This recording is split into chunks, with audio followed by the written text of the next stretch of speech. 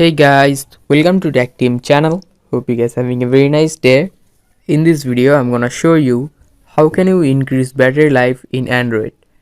So if you are using Samsung phone, you can just go to your phone and search for star hash 0228 hash, and after typing it, you will see this page here, and in the bottom here you can see quick start.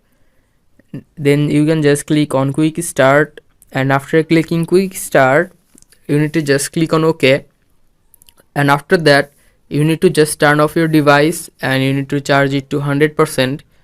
And this is how you can increase battery life in Samsung device.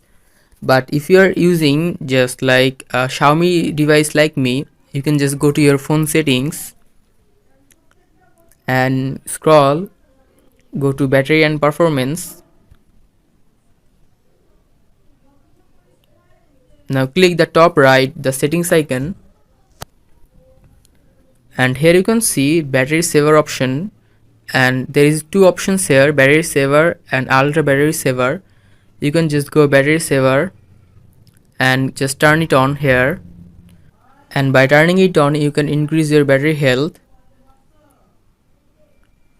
So guys, that's how you can increase battery health in Android.